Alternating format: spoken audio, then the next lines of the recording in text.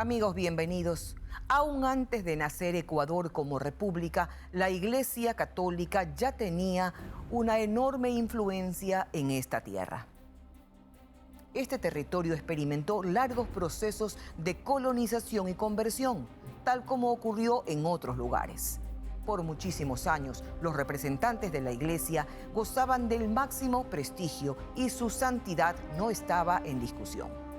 Con la llegada de la modernidad, su poder empezó a disminuir, a lo que se sumó el estallido de una serie de escándalos por miles de casos de abusos sexuales cometidos por sacerdotes. Ecuador no fue la excepción, como lo contaremos a continuación.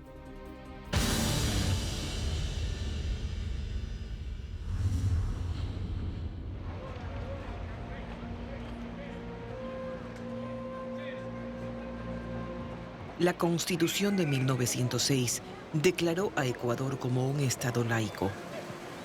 La proclama, sin embargo, no pudo esconder la enorme religiosidad del pueblo que continuó bajo la influencia de la Iglesia Católica.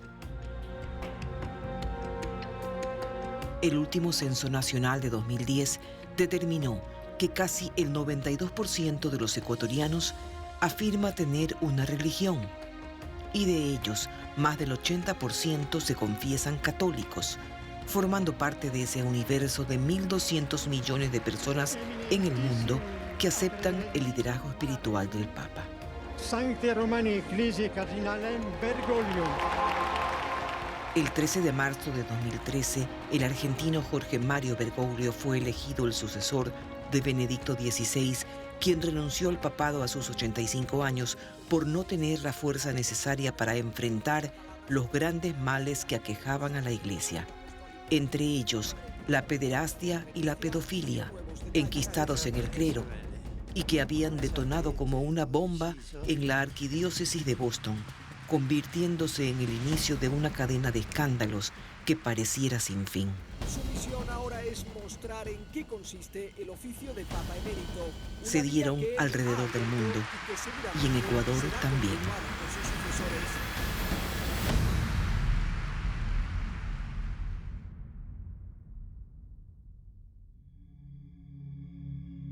Las historias de abusos por parte del clero no tienen registros formales en Ecuador.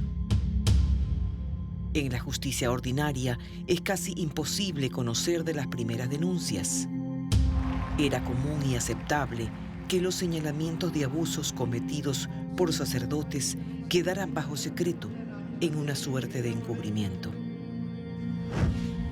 Uno de los primeros registros es un editorial de 1965 publicado en el Mercurio de Cuenca, señalando irregularidades en el accionar del sacerdote César Cordero Moscoso. Fue un escándalo, pero en susurros. Cordero pertenecía a la aristocracia cuencana, poderoso y adinerado, pero con una doble vida.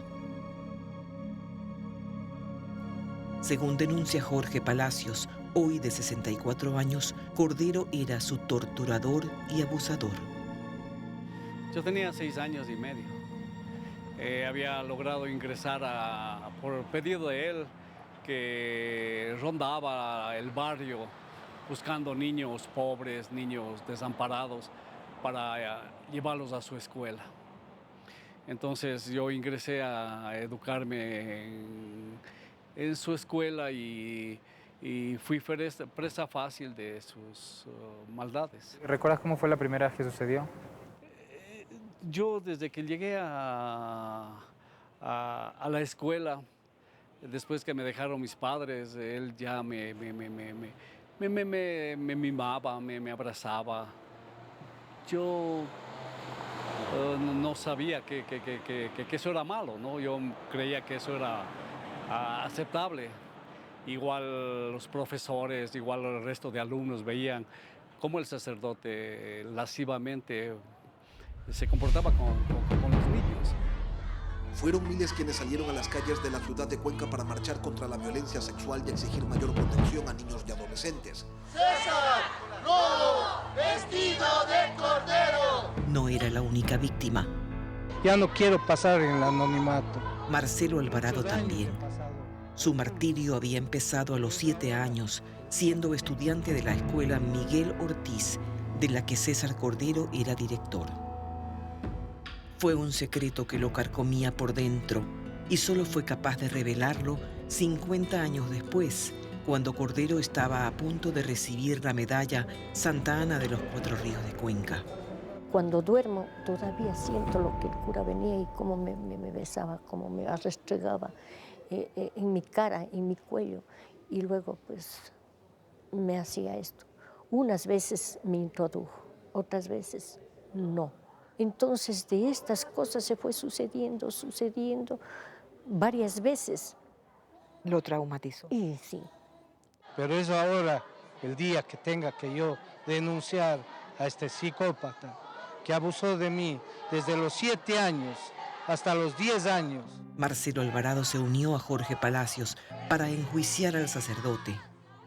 Alzaron la voz para pedir el retiro de las condecoraciones recibidas y que sea derribado el monumento que se había levantado para Cordero en la Universidad Católica. La imagen fue bajada el 28 de mayo de 2018.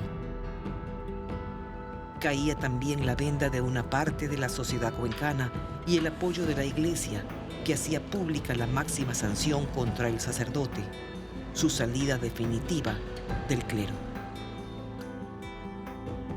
Unos días antes de su muerte, Alvarado pudo ver la foto del enviado del Vaticano, el sacerdote chileno Jaime Ortiz de Lascano, cuando le entregaba al Papa Francisco el resultado de su investigación en Cuenca, Ecuador. El curita Ortiz de Lascano había movido la cabeza y había dicho, no sé cómo pudiste vivir. Este sí que ha sido el hombre. Es horroroso, es terrible escuchar esta situación. ¿Podría perdonarlo? No, yo no le perdono. Es más, no tengo nada. Yo creo en Dios. Yo sé que hay curas tan buenos, curas que tienen en el fondo de su corazón hacer el bien. Pero desgraciadamente, mire lo que estamos viviendo en el mundo. Tampoco puede perdonarlo Patricio Villavicencio, quien por primera vez rompió su silencio. Si lo tuviera cerca, si tuviera la oportunidad de verlo, a César Cordero, ¿qué le diría? Le botara gasolina y le prendiera un fósforo. Tanto daño.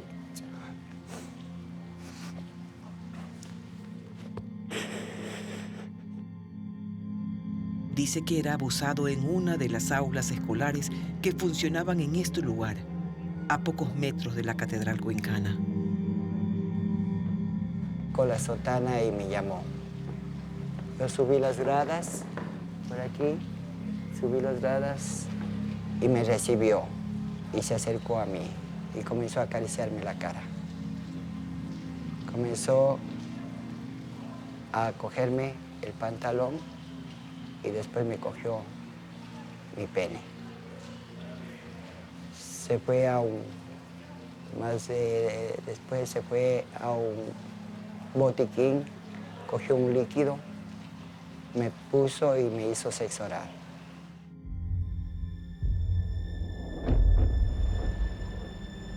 Al momento son 4 acusadores que mantienen un juicio por la vía civil. Estamos llevando 2 procesos de forma concomitante. El primer proceso es el proceso de orden legal, que está en fase de investigación previa, luego de que en el 2010 se había ya primigeniamente presentado la denuncia, pero había sido devuelto por parte de Fiscalía, porque alegando que el delito estaba prescrito. Ahora, con las nuevas normativas constitucionales, nos han aceptado la denuncia en la Fiscalía y se está realizando actualmente, está en fase de investigación previa, que puede durar hasta 2 años.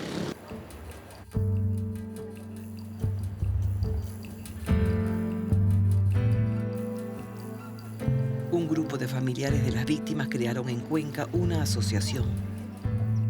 Nos reunimos en el Parque Calderón en una fría mañana de septiembre, alentados por el resultado de la última consulta popular, cuya pregunta 4 dice que los crímenes de abuso sexual son imprescriptibles. Hoy sabemos que el sacerdote es anciano, que tiene 90 años. Muchas veces me dicen, ¿y qué piensas hacer?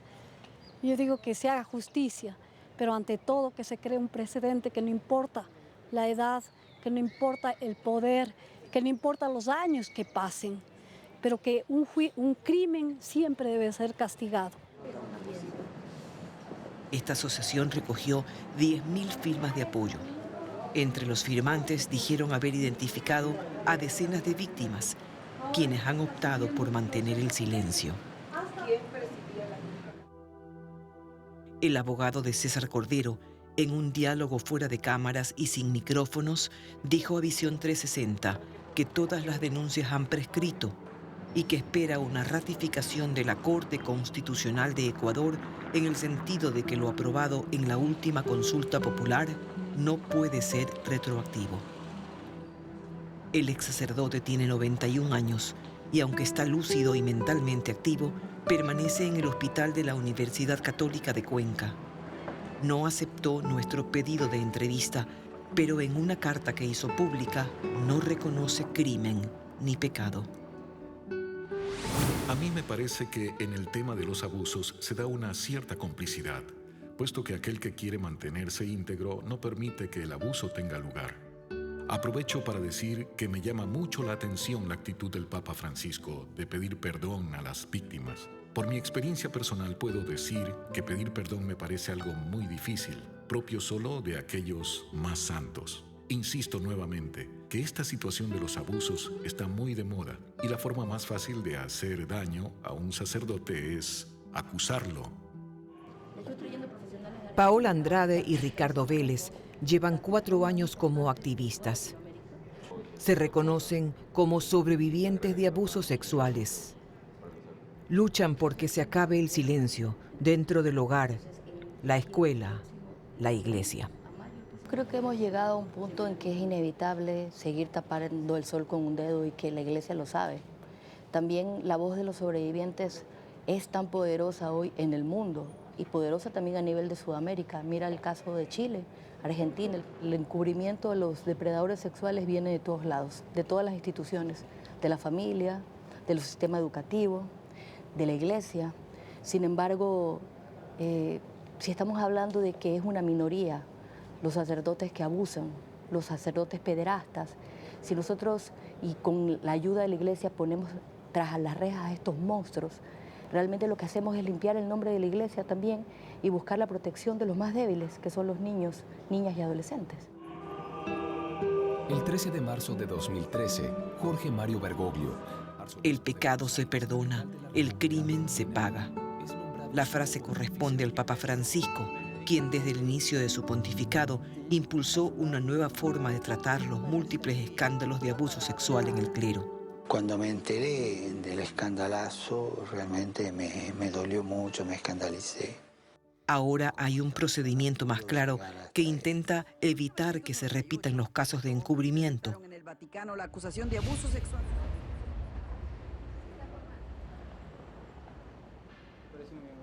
Pero a la vista de los críticos, las palabras no son suficientes.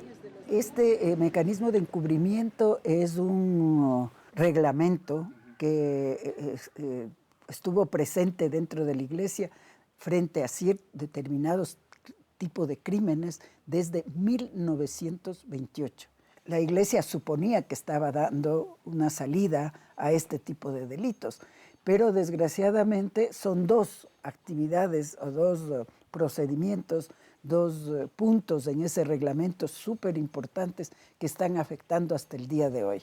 El uno es el que todos este tipo de problemas, en este caso que nos ocupa de abuso sexual, se va a tratar dentro de la iglesia, que lo van a conocer los obispos y que van a encontrar respuestas o dar soluciones los obispos, pero siempre dentro de la iglesia. Ojo, eso quiere decir que desde ese momento estaban dejando de actuar como correspondía, que es entregar justamente a la justicia común a este tipo de criminales. Este argentino que pasa a llamarse Francisco. La óptica de la iglesia es que la mayoría de estos abusos ocurrieron en el pasado y en buena parte tenían conductas homosexuales. Por desgracia, los escándalos no son únicamente del pasado. El mundo, América Latina y Ecuador se han visto sacudidos por casos recientes, donde una vez más vuelven a aparecer casos de acoso, abuso, violación y tortura. Crisi cardinale Bergoglio.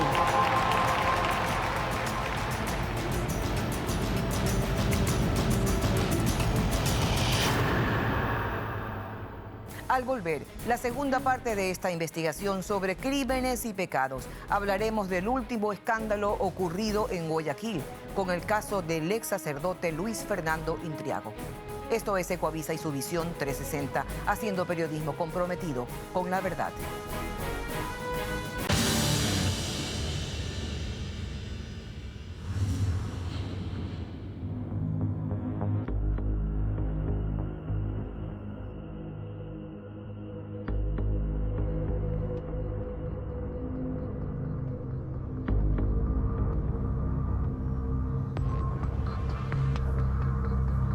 El más reciente escándalo que involucra a un religioso, hoy de 62 años y expulsado definitivamente de la Iglesia Católica el pasado mes de julio, ocurrió en Guayaquil, la ciudad más grande de Ecuador, cuyas altas esferas sociales y económicas abrazaron en los últimos tiempos a grupos conservadores de la Iglesia. Así, el sodalicio de vida cristiana originario de Perú halló un lugar en el puerto principal con la participación del entonces sacerdote Luis Fernando Intriago. Al igual que en Perú, lo suyo era la formación de jóvenes en búsqueda de un camino de desarrollo espiritual. Al menos así lo entendían sus seguidores. La espiritualidad del sodalicio siempre habían dos pilares fundamentales, que era la obediencia y el silencio. Dentro de todo esto del espiritismo, la espiritualidad que se practicaba acá en Guayaquil con Luis Fernando Intriago, siempre había también este tipo de estos pilares fundamentales. ¿Por qué? Porque, digamos, siempre durante todas las consejerías y todo eso, las dinámicas y todo esto de acá, siempre nos pedía eso, o sea, siempre hay que ser obedientes y siempre hay que ser silentes en todo este tipo de cosas. ¿Por qué? Porque, digamos, podríamos atraer el escándalo o había gente que no entendería todo esto que hacemos nosotros por el bien de las almas o por salvar las almas del purgatorio. ¿Y usted estaba convencido que esto era así? Viví con él 2 años, o sea, yo tuve que haber estado convencido de eso. Fue muy difícil haberme dado cuenta de todo esto de aquí que estaba mal, e incluso mi enamorada que estaba en ese tiempo me decía, eso está mal, eso no, tú pasaste por lo mismo y hay mucha gente que pasó por lo mismo. ¿No crees que está mal? Entonces, ahí reaccioné. La primera denuncia había ocurrido en el año 2000. El entonces arzobispo de Guayaquil, Juan Larrea Holguín, resolvió que Luis Fernando Intriago se someta a terapia psicológica y cumpla un retiro. Allí coincidió con Luis Fernando Figari, fundador del sodalicio de vida cristiana. Con los años, el peruano Figari pasó de guía espiritual a investigado por abusos y finalmente separado del sacerdocio, calificado como un depredador sexual. Los jóvenes escogidos para los grupos de Luis Fernando Intriago tenían perfiles similares. Provenían de hogares desestructurados, a veces con carencias afectivas y otras con una especie de confusión con respecto a sus vidas. Inicialmente creo que el padre Luis Fernando Intriago comienza como una persona amable, honesta, sincera, que quiere darte ayuda, sobre todo porque te mete el tema de cómo católico tú debes cambiar el mundo y cómo él tiene las respuestas indicadas para tú cambiar el mundo. Entonces se muestra como una figura paterna. Nos damos cuenta que él buscaba también analizarnos psicológicamente para saber dónde podíamos caer. Nos hacía test de psicologías, ventanas de Johari, escribir historias personales. Y él tenía todo esto guardado pues, de cada uno de nosotros. Y a cada uno le decía que lo que hacía con nosotros era especial porque la Virgen del Cajas le había dicho en la revelación con Pache, le había dicho que él iba a tener un ejército de ungidos para cambiar al mundo. Quienes han denunciado a Luis Fernando Intriago coinciden en que los hicieron creer designados por la Virgen y que debían ser ungidos como tales, lo cual demandaba soportar las dinámicas del pecado. Entonces me acuerdo muy bien que la primera dinámica él me amarró las manos y a mí me impactó y él dijo como que ya paremos. Entonces me decía cómo el pecado te amarraba y no me dejaba evolucionar, por eso me impactó y tal cosa, ¿no? Entonces dialogaba en este tema y también buscaba citas bíblicas para relacionar el tema de cómo no me dejé amarrar y cómo mi pecado no me permitía amar a Jesús.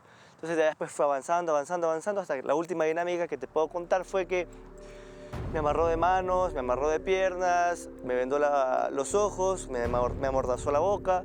Estaba completamente desnudo mientras me colgaba en un filo de una puerta, me daba choques eléctricos, me acostó en su cama.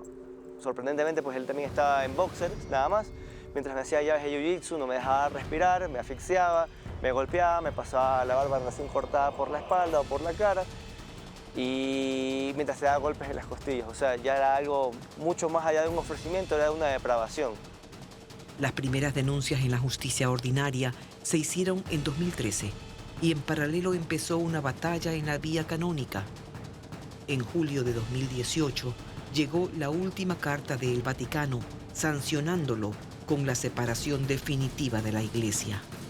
A septiembre de 2018 persisten 2 juicios en su contra, aunque fueron al menos 10 los jóvenes afectados que dieron testimonio público avalando las denuncias formales. Andrés Vizcarra, quien fue su secretario por más de 2 años, afirma que quienes soportaron las dinámicas del pecado fueron más de 100. Por ejemplo, cuando yo manejaba la información de él, dentro de los discos duros encontré carpetas de más de 100 chicos con nombres personales de ellos, información personal, papá, mamá, documentos de test psicológicos que él aplicaba dentro de las consejerías, y dentro de esas carpetas también tenía las dinámicas que él podía aplicar dentro de todo esto que hacía, ¿no? Dentro de la consejería. Es decir, cada chico que iba a una consejería y que tenía en su carpeta ese mensaje del 2 de noviembre de la Virgen del Cajas, ¿había sido sometido a una dinámica del pecado? Sí, exactamente. O sea, era uno de los requisitos antes de ungirte y ser parte del ejército de guardianes de la fe. Del ejército de guardianes de la fe, que él le decía, tenías que haber pasado primero a ungirte y luego haber hecho la dinámica. Siempre. Visión 360 pidió una entrevista a Luis Fernando Intriago. No la aceptó, pero nos envió una carta asegurando que se trata de una difamación que le ha causado graves afectaciones en su salud.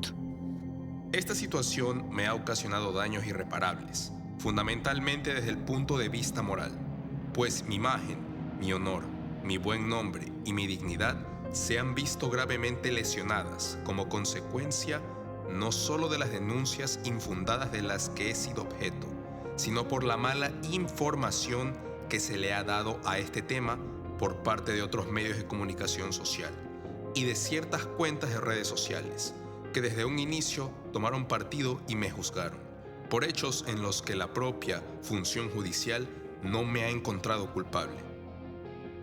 Tal ha sido la desinformación a la opinión pública que han dado por sentado que yo he sido culpable de un delito de abuso sexual, delito que fue investigado por la Fiscalía desde hace más de 4 años, sin que se me haya encontrado indicio alguno, ni mucho menos algún elemento de convicción por el cometimiento de tal delito. Por estos motivos, y para además no entorpecer el proceso de las 2 únicas indagaciones existentes, aunque no me encuentro en condiciones físicas para poder acudir a su prestigioso programa, hago votos para que a través de este medio de difusión, por primera vez, se informe objetivamente a la ciudadanía en torno a lo que verdaderamente ha ocurrido. Atentamente, Luis Fernando Intriago Páez. De ser hallado culpable, Luis Fernando Intriago podría enfrentar privación de libertad por muchos años. Las autoridades de la Iglesia en Ecuador dicen estar conscientes del duro momento que les ha tocado vivir, especialmente por la resonancia de los casos de César Cordero en Cuenca y Luis Fernando Intriago en Guayaquil. Conocedora de nuestra investigación, la Conferencia Episcopal Ecuatoriana informó que en las 25 jurisdicciones eclesiásticas del país existen 1.938 sacerdotes. Ante nuestro pedido de información, la autoridad no dio cifras sobre las denuncias de abuso, pero recalca que hay un procedimiento vigente desde 2014 que da prioridad a las víctimas. Cuando probamos que es verdad, iniciamos un proceso canónico y lo primero que hacemos es quitarle el sacerdocio, que no ejerza su sacerdocio. Y lo segundo, inmediatamente se denuncia a Fiscalía. Si yo tengo un caso, tengo obligación de denunciarlo a Fiscalía. Claro que sea un caso probado, un caso con testigos, un caso así, pero y rápido, sin demorar. ¿Por qué? Porque la prioridad para la Iglesia es la víctima y hay que poner cautelas que protejan a la víctima. En concordancia con otras voces que se hacen escuchar desde el Vaticano, Arellano estima que la mayoría de los casos son del pasado y de carácter homosexual. Acepta, empero, que aunque en el papado de Francisco no hay tolerancia para los abusos sexuales, la Iglesia ha sido seriamente afectada. Para Patricia Barba, esta afectación no tiene remedio. Lo dice como una ex religiosa que dejó los hábitos tras un periodo de 12 años. Yo me escapé para casarme con Jesús y punto, ¿no? Antes de casarse con Dios, como ella describe a los votos que hiciera, era modelo y presentadora de televisión. Para su público fue muy difícil comprender ese cambio de vida, incluso para sus padres, que en principio no lo aceptaron. Por decisión propia ingresó a un convento y usó hábito de monja. Cuando empezó a escuchar confesiones de seminaristas y novicias, supo de situaciones de abuso y actitudes permisivas de ciertas autoridades del clero. Las monjitas tenían relaciones con los curitas y una monjita me contó. Ella, antes de venir a la congregación que yo estaba, me decía, este señor me decía que quería que yo me desnude y quería tocarme porque no había sentido una mujer hace tiempo. Y la chica humildemente, porque era de campo, entonces ella lo hacía como que tenía que obedecerle al Señor para que le dé de comer. O sea, humillante, Tania, era un sacerdote, o sea, gente de autoridad, o sea, de ahí. ¿Y supiste esto es acoso? ¿Y supiste de violaciones? De violaciones no, te soy sincera, de violaciones no. Solo de relaciones sexuales y enamoramientos dentro de los conventos. ¿Consensuados? Sí, entre ellos, escondidos y me daba pena. Porque tenían que ocultarse, entonces mejor, ¿por qué no se salen? Se decepcionó de la Iglesia y de su vano intento de suprimir la sexualidad como si no fuera natural. Entonces le tocó vivir una prueba. 2 sacerdotes intentaron abusar de ella. Aún le cuesta olvidar uno de esos episodios. ¿Qué hizo este sacerdote? Me lamió la cara de aquí a acá porque me vio sola, me abrazó.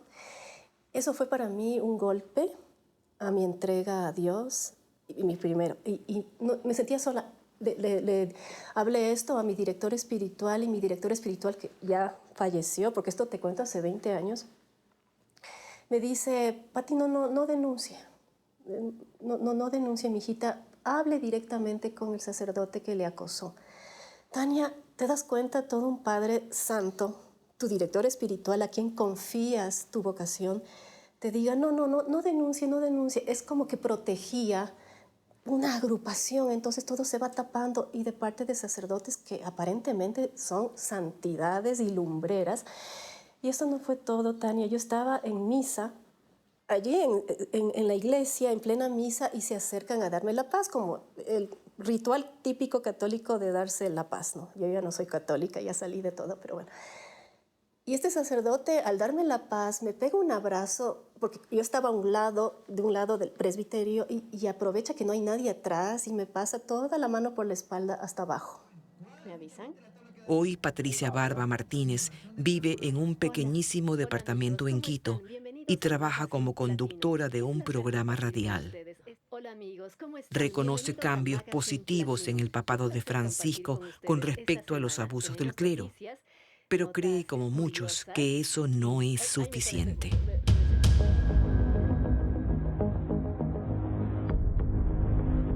A nadie extraña que los cambios en la Iglesia tomen su tiempo. En febrero de 2019, el Vaticano ha convocado a los presidentes de las conferencias episcopales del mundo para tratar la pederastia y pedofilia. Van a decidirse estrategias para enfrentar esta guerra, que en países como Ecuador libra batallas de fe y justicia. Visión 360 pudo conocer que una comisión de la Asamblea Nacional recibió 72 denuncias que involucran a docentes y autoridades pertenecientes al clero en 7 coordinaciones zonales del Distrito Metropolitano de Quito. En agosto de 2018, un informe de estos y otros casos de abusos que constan en el Ministerio de Educación fueron presentados ante la Presidencia del Legislativo con el oficio 090 SSA-AN 2018. Paralelamente, en la provincia de Pichincha se procesan otros 5 casos, 2 de ellos por violación. Las víctimas habrían sufrido abusos y violaciones sexuales durante al menos 7 años, desde que eran niños hasta su adolescencia. El sacerdote procesado es Wilson Bolívar, R.V. Una de las causas está en investigación previa y la otra tiene ya instrucción fiscal. En Pichincha hay una tercera demanda judicial por violación contra el sacerdote Fernando R.C. La denunciante tiene 24 años y el caso está en investigación previa. En la provincia de Azuay, más allá de los 4 casos contra el ex sacerdote César Cordero, se ha ejecutoriado una sentencia contra el sacerdote Germán V. Tiene una pena de 13 años y 4 meses de privación de libertad. En la investigación de Visión 360 pudimos constatar otros casos que se tramitan en la Fiscalía Provincial del Guayas, al margen de los juicios contra Luis Fernando Intriago. Por el delito de violación, el procesado es el sacerdote Nelson Rodrigo, M.O., actualmente detenido y con instrucción fiscal. Asimismo, por violación enfrentan procesos el sacerdote Harry Anel C.R. y el pastor evangélico Miguel David A.C. Por el delito de abuso sexual está procesado además el sacerdote Miguel Francisco C.B. con instrucción fiscal, mientras que bajo la figura de investigación previa enfrentan procesos judiciales los sacerdotes Guido C. y Giancarlo F.E. La religiosa Micaela C. está investigada además por una denuncia de distribución de material pornográfico a menores de edad. En la provincia de Los Ríos se tramita una denuncia por abuso sexual en la que está involucrado el sacerdote Luis Ernesto C.M. Asimismo, en Imbabura, el sacerdote Mauro Ildefonso J.G. enfrenta una investigación por abuso sexual contra un menor de 10 años. Así, Visión 360 ha podido cuantificar 103 denuncias en firme contra miembros del clero. No en todas las provincias fue posible obtener información y verificarla. No en todo el país las víctimas están dispuestas a hablar.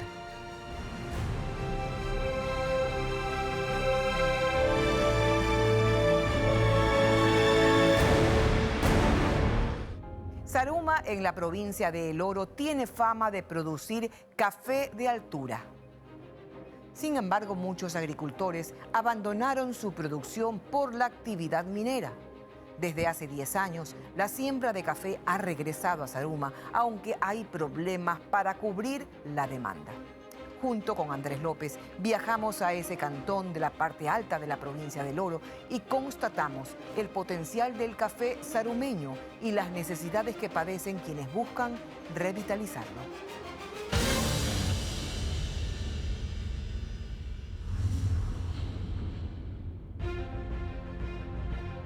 Zaruma es una ciudad peculiar. Enquistada en la montaña, tiene una estructura caprichosa. Está repleta de edificaciones patrimoniales. Aquí no se habla de cuadras, sino de subidas y bajadas. Dicen que quien conduce por estas calles, conduce en cualquier parte.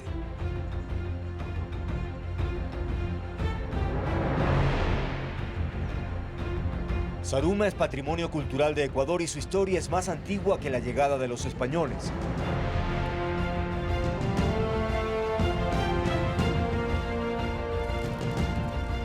Durante siglos este territorio preparó con paciencia la mejor tierra. En 1800 empiezan a cultivar café y el resultado sorprendió por su aroma y sabor. Los expertos explican por qué el fruto de esta planta es de gran calidad. El café de Zaruma es muy bueno, en primer lugar por la variedad. Tenemos una variedad arábica y estamos a 1200 metros de altura, que es una altitud perfecta para el café. La variedad puede ser influyente. Hay variedades de mayor y mejor calidad, pero el clima, la altura, la cota sobre el nivel del mar le da el sabor indispensable para que tenga un valor tasa más de 85, 87 sobre 100. Eso hace la diferencia. Eso hace la diferencia.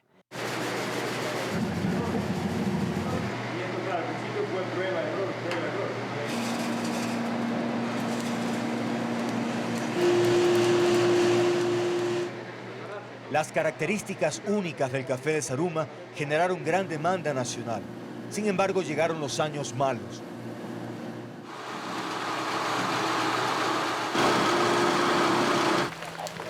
La agricultura es una actividad sujeta a contingencias. Las plagas, por ejemplo.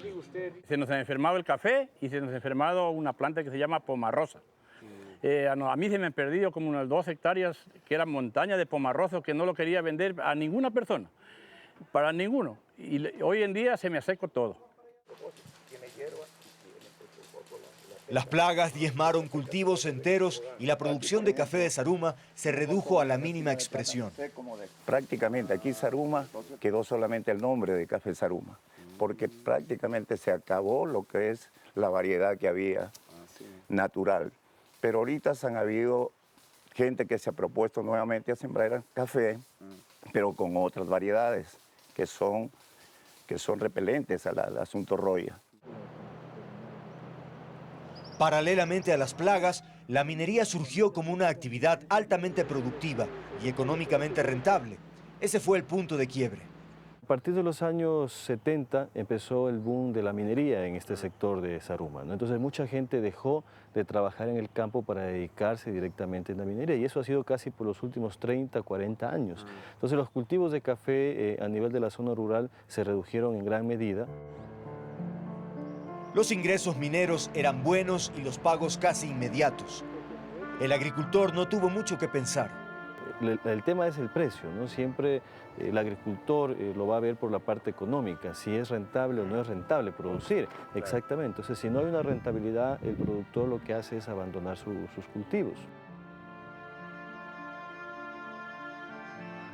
Después de muchos años de explotar la montaña, Zaruma está en riesgo porque la minería salió de control.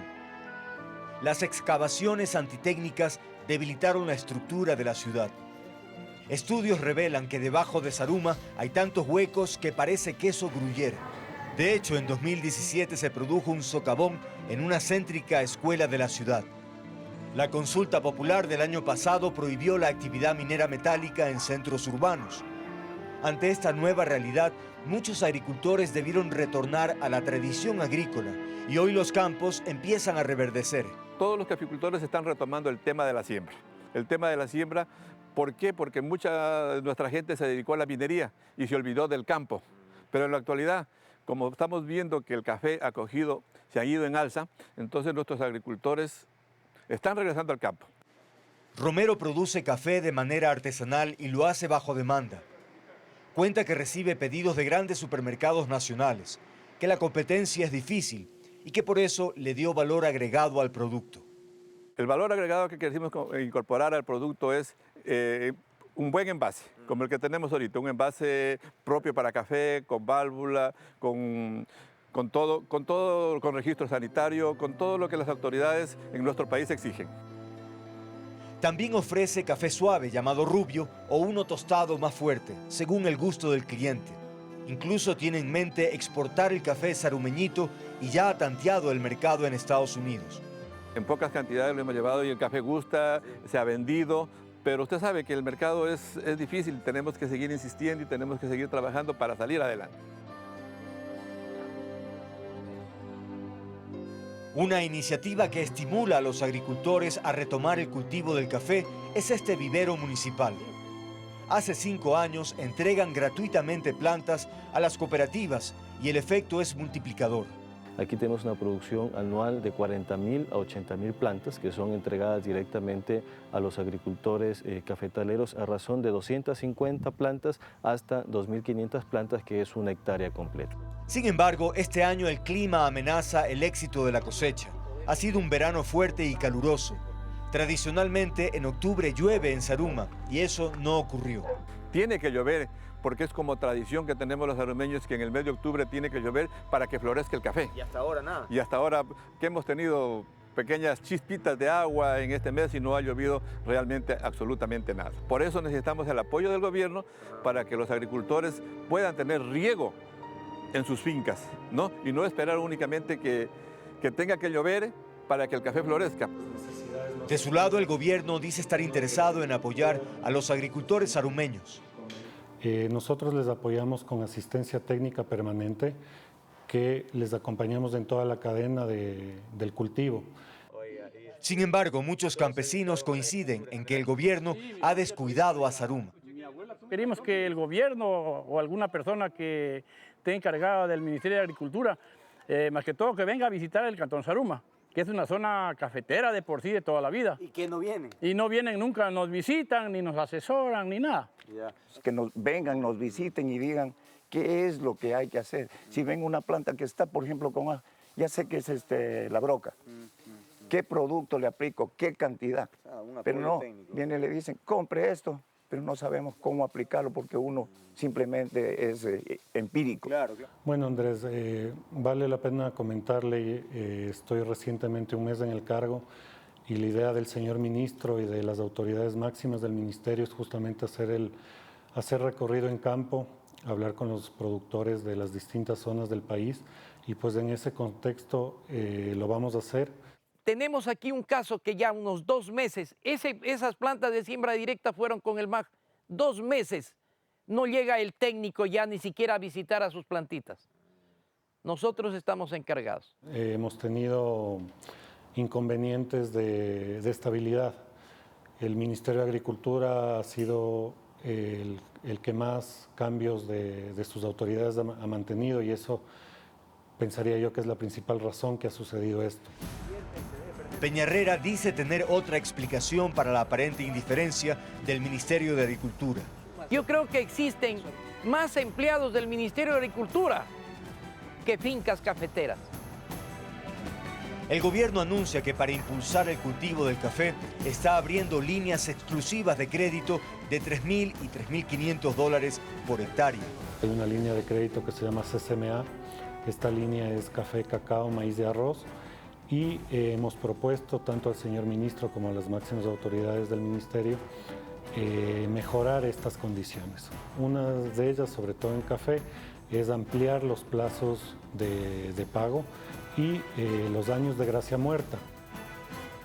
Aquí en Zaruma ha sido tradición producir entre 5 y 10 quintales de café por hectárea. Sin embargo, con la introducción de nuevas variedades más resistentes como la Acahuay y Salchimori, se espera incrementar la producción entre 10 y 15 quintales por hectárea. Así se recuperaría el prestigio del famoso café de Zaruma. Parecería que las condiciones para producir la tierra mejoran significativamente.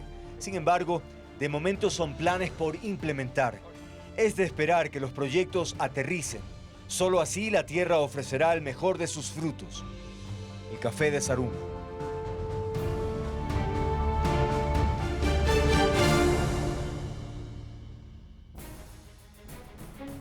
El equipo de Visión 360 continúa en sus labores de investigación y producción para lograr un periodismo de alta calidad. ¿Quiere saber en qué nuevos temas estamos trabajando? Aquí, un adelanto.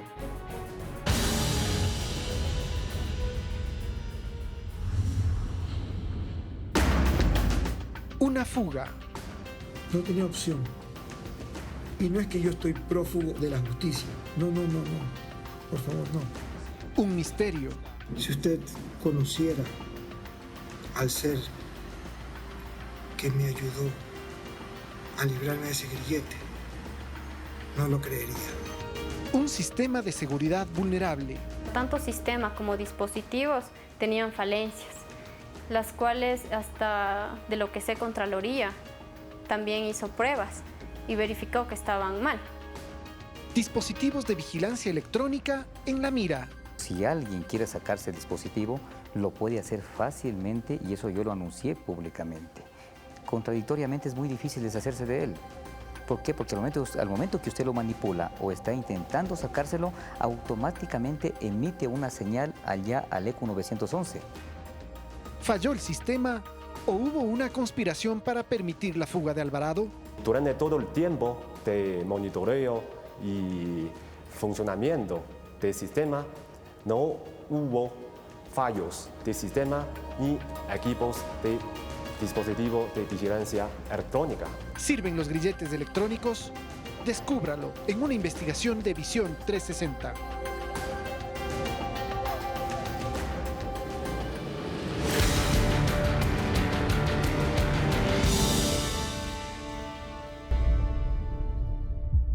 El Ecuador cree en la paz, pero la paz no es un acto.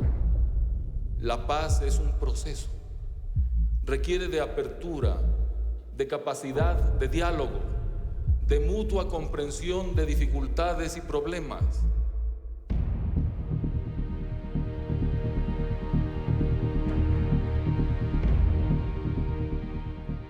El Perú entero estaba contento con esto. El Perú entero le parecía que era una cosa que teníamos que llegar a un acuerdo entre los dos países.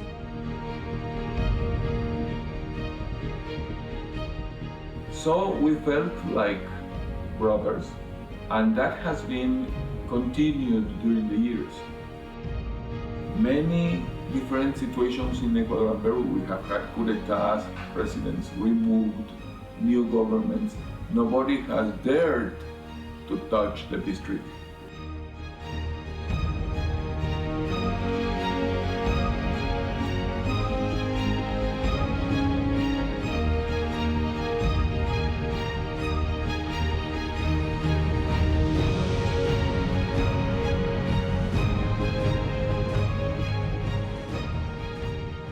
Gracias por acompañarnos cada domingo dando valía a este derecho humano que es la información. Nuestro oficio es seguir el cauce de los hechos y no dejar de cuestionar para acercarnos lo más posible a la verdad. Visión 360 quiere seguir haciendo periodismo con ética y responsabilidad. Un abrazo. Seguimos adelante.